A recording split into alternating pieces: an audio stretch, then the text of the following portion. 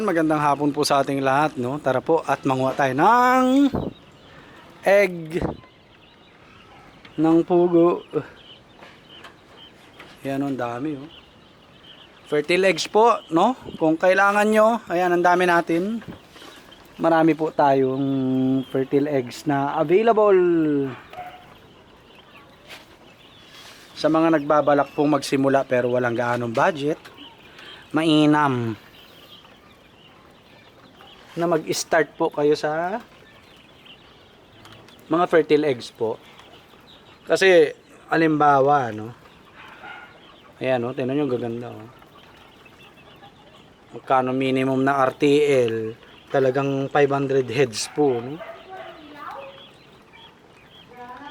Maghahanda ka ng 18,000 bago ka makakuha ng 500 heads na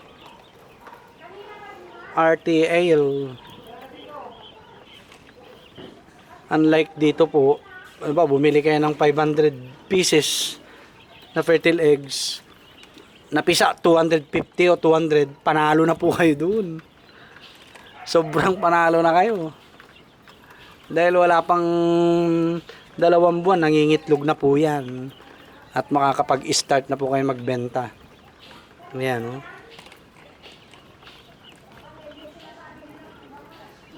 Dami, oh. Ikatlong araw na po to, no? Ng collection po natin. Kung malaki-laki lang po yung incubator natin, nagsalang pa ako. Ayan po, oh. Gaganda ng quality talaga. Nga lang po, kapag fertile eggs ang bibilin nyo, ayan, katulad yan, flock mating po to, no? Huwag nyo asahan 100% mapipisa. Okay? Maliban na lang kung makastahan lahat yung mga inahin dyan. Sige, pwede. Pero, yun nga po, no? Huwag tayong aasa na 100%. Baka mamaya umasa tayo, no? Na lahat mapipisa. Hindi po. Walang ganun. Maliban na lang po pag selective breeding. Kung napapanood nyo po yung si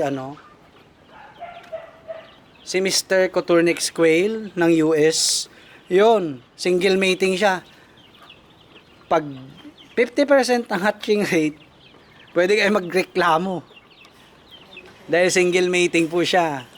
No? Selective breeding siya sa Jumbo Coturnix Quail niya, panoorin nyo po. Yun, pwede kayo magreklamo. Pero pag ganito po na flock mating, huwag nyo po asahan na 100% may laman, 100% mapipisa, wala pong ganun, no?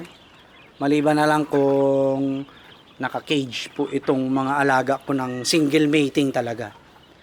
At 40%, 30% yung hatching rate or may similya, pwede kayo magreklamo po nun. Ayan, no? Yan ang mga breeders po natin.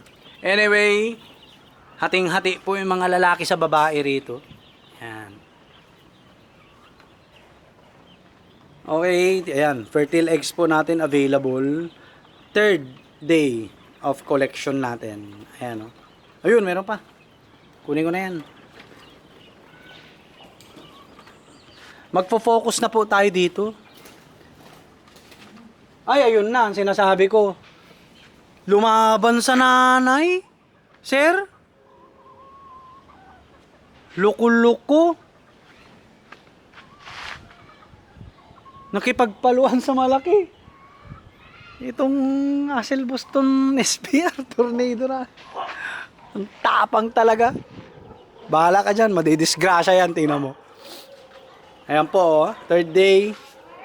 Fertile eggs. Ay! Wala pong kuryente. Wow. So yun, hanggang dito na lang po muna tayo. Bakit? Tumaas yung kureya ko, oh.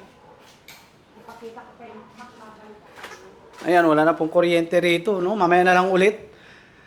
Hanggang alas 10 daw po to. Kaya yun muna, no? Gawa muna kami ni Boss Mar dito. Kala mo, tumutulong rin ako, eh, no? Ayan, no? Overtime si Boss Mar. Alright, so yun lang po. God bless po sa ating lahat.